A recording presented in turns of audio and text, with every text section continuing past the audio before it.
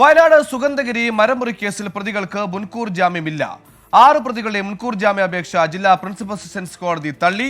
ജാമ്യാപേക്ഷ തള്ളിയതോടെ പ്രതികളെ അറസ്റ്റ് ചെയ്യാൻ വനം വകുപ്പ് നീക്കം ശക്തമാക്കി. സുർജിത്ത് അയ്യപ്പത്ത് വയനാട് ചേർന്നു. സുർജിത്ത്, എന്തൊക്കെയാണ് വിവരങ്ങൾ? ഇത് കേസിൽ അറസ്റ്റിലായവരും ഉണ്ടല്ലോ, ഇനി എത്ര പേരാണ് അറസ്റ്റിലാവാൻ ബാക്കിയുള്ളത്? അവർക്ക് മുൻകൂർ തള്ളിയിരിക്കുന്നു. വിവരങ്ങൾ കേസിൽ ഇതുവരെ 3 പ്രതികളുടെ അറസ്റ്റാണ് രേഖപ്പെടുത്തിയിരിക്കുന്നത്. പുറത്തുള്ള 6 പ്രതികൾ മുൻകൂർ ജാമ്യാപേക്ഷ നൽകി. പക്ഷേ അത് ഇന്ന് കോടതി തള്ളിയിരിക്കുകയാണ്.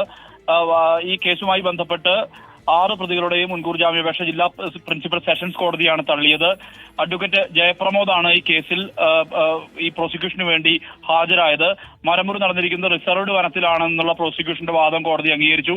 മാത്രമല്ല, ഇതുമായി ബന്ധപ്പെട്ട തെളിവ് നശിപ്പിക്കാൻ സാധ്യത ഉണ്ട് എന്നുള്ള തരത്തിലും പ്രോസിക്യൂഷൻ വാദിച്ചു.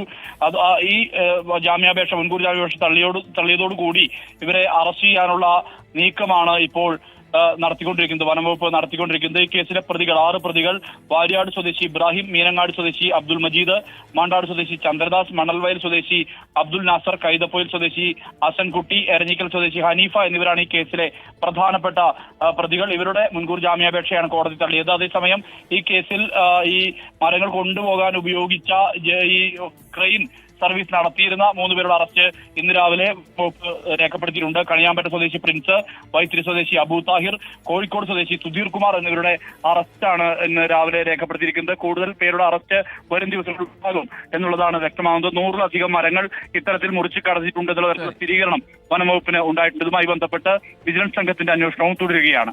സുഹൈൽ, ശരി, ജനജീവിതത്തിന് ഭീഷണിയാകുന്ന മരങ്ങൾ മുറിക്കാനുള്ള ഉത്തരവിന്റെ മറവിൽ നിരവധി മരങ്ങൾ, 100-ലധികം മരങ്ങൾ ആദിവാസികൾക്ക് പതിച്ചു നൽകിയ ഭൂമിയിൽ നിന്നടക്കം മുറിച്ചു മാറ്റിയ സംഭവത്തിലാണ് ഇപ്പോൾ പ്രതികളുടെ മുൻകൂർ ജാമ്യാപേക്ഷ കോടതി തള്ളിയിരിക്കുന്നത്. കേസിൽ 3 പേർ അറസ്റ്റിലായിട്ടുമുണ്ട്.